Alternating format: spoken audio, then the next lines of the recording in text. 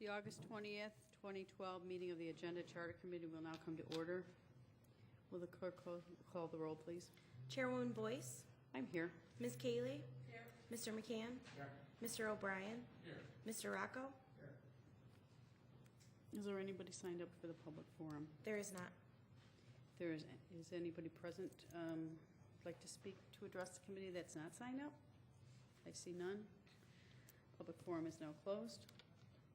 Let's approve the minutes from the April 23rd, 2012 meeting. So we'll approve the minutes, and if there is anything that anybody would like to change after review, just see the clerk by the end of the day. New business? Referral 12-239, eliminating. Second. Moved by Ms. Cayley, seconded by Mr. O'Brien. Is there anybody that would like to speak on the matter? Mr. Broth. Thank you, Madam Chair. First, I'd like to thank President Adair for referring this proposal to the Agenda Charter Committee. Very much appreciate that, and particularly thank you for the opportunity to speak to address this matter. It's very kind of you. As many of you are undoubtedly aware, there are advertisements all across this county featuring elected officials, and this is not a secret. It's a common occurrence. And some of these ads are paid for with public dollars, namely those of entities contracting with the county, such as the zoo, the airport authority, or the sports commission. But I'd like to emphasize, this is not a Republican or a Democratic issue. In fact, there's a rich history in our county and, in fact, across the state, well, heck, the country as well, of elected officials appearing in promotional advertisements. It's not something that's unique to this current administration, and in fact, previous Democratic administrations have utilized these same methods of advertising. But simply because we've done something before, and it's been done one way, doesn't mean we must continue down the same path no matter what. This is an opportunity, in my mind at least, to lead by example, to set a higher tone than that we see around us, to be better. This is also an issue of fairness to taxpayers and fairness to the electoral process. Taxpayers demand rightly that their limited public dollars only be used for items that are absolutely necessary. And clearly, such advertisements don't fall in this category. Speaking idealistically, I would say we owe it to the notion of democracy to ensure that public dollars are used for the benefit of the public and not to promote incumbency for either party.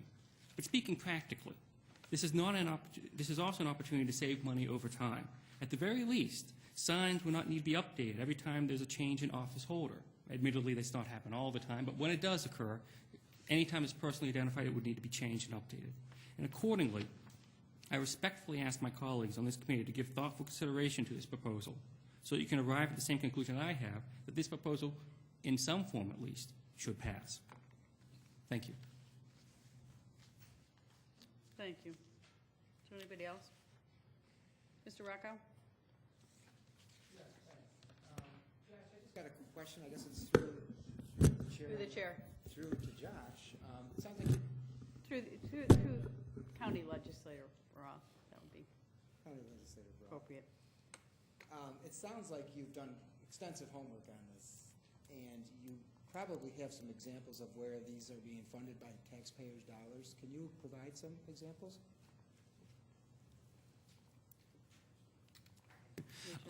Actually, I use the term public dollars. When you speak about taxpayer dollars, I would actually argue that when you talk about quasi-governmental organizations or LDCs that utilize such things, is an example. For example, pictures of in the airport.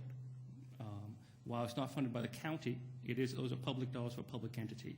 The Sports Commission has a fine advertising space used up as well for images of the county executive. That would be another example.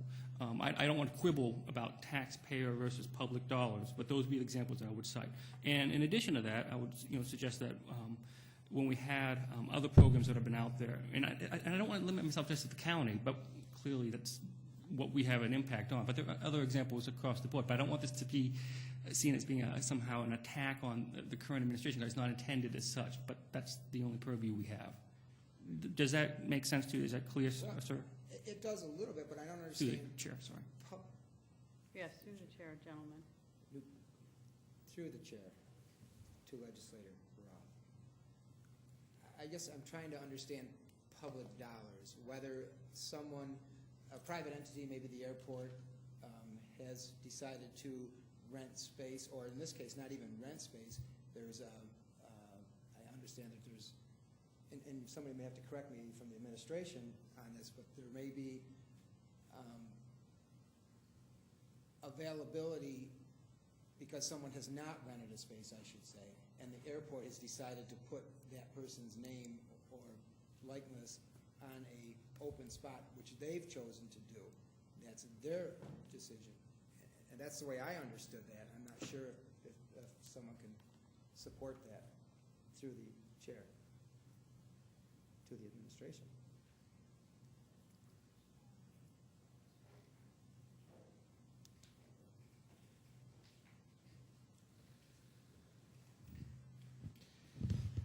Madam Chair, I can't comment on the specific example the legislator is mentioning. All that I can say is that all of the activities that the county is engaged in or entities affiliated with the county comply with the state law that's on the books now.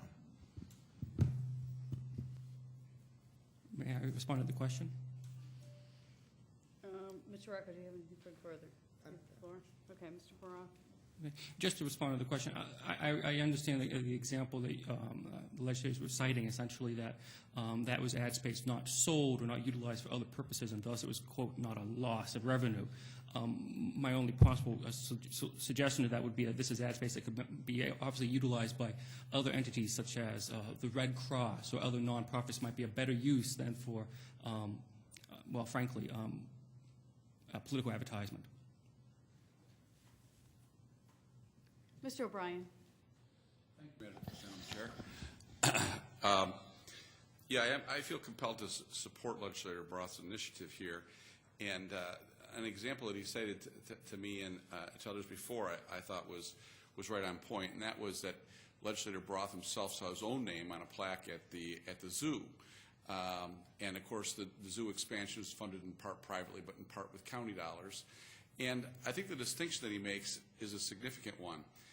If, for example, Mr. Golisano wants to give millions of dollars as he has to a local hospital and have his name on a building, you know, that to me is entirely appropriate and should be encouraged. And when somebody decides to give their own money, when we're talking about public money, it really isn't about the person so much as it is about the people's business that you're trying to conduct. And while I agree with Mr. Helfer, there's nothing illegal about what is done, but what this law attempts to do is say when we're spending public money, it really ought to be about the public good, and it really shouldn't be about individuals' names on billboards or on buildings or and other things. And that I think is what is intended by this referral, and I think it's in the public interest to support it. Thank you. Mr. McCann. Having problems with this here tonight. Thank you, Madam Chair. I'm not in support of this referral. I think it's misguided and unnecessary.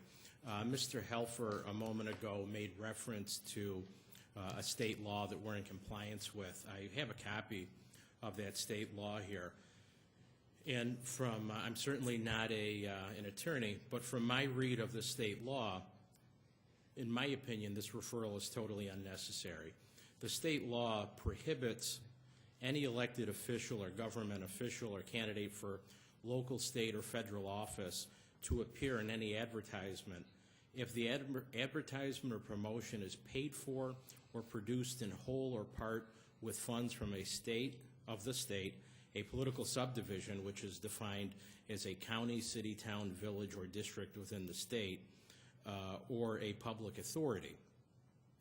So I think the concerns and the fears of public dollars, be they taxpayer dollars or not, being somehow misused is not a valid concern because it's already prohibited by state law. And furthermore, the ads, in terms of my understanding, that are being referenced in terms of the airport, and that are ads that are not being rented. And the alternative to having the county executive or the sheriff or the district attorney, whoever would appear on those signs, would be to have a blank white space or a place your ad here sign.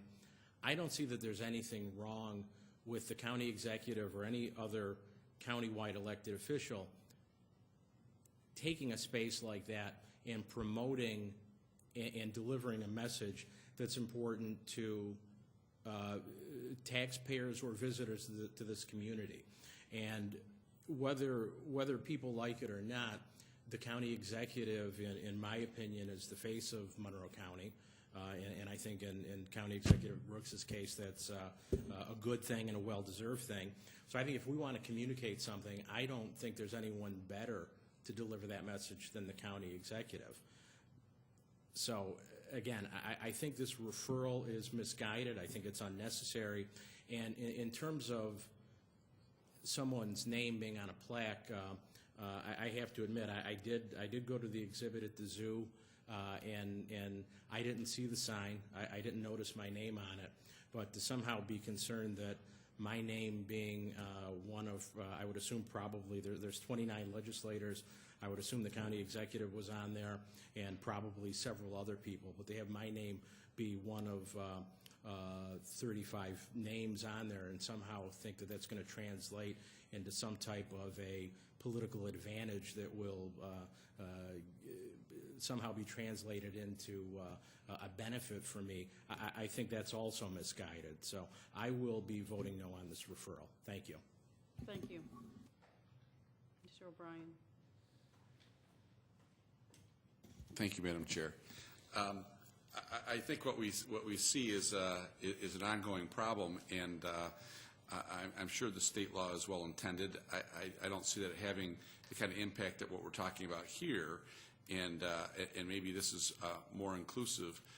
But the bottom line is that as elected officials, we're obligated to do the people's business, and when public money is spent, or when public money or public entities provide space to us that's not being rented, it gets to the same point, and that is that really it's the people of Monroe County that should be promoted, and the work that we do, rather than the individual personalities. And I think that's what this referral goes to, and I'm proud to support it. Thank you. Is there anything further? If not, we'll call a roll call vote. Chairwoman Boyce? No. Ms. Cayley? Yes. Mr. McCann? No. Mr. O'Brien? Yes. Mr. Rocco? No. 2 to 3 fails.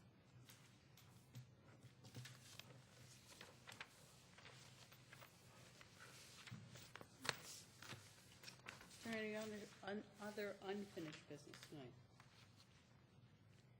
Hearing none, we'll call this meeting adjourned until September 24th, 2012. Thank you.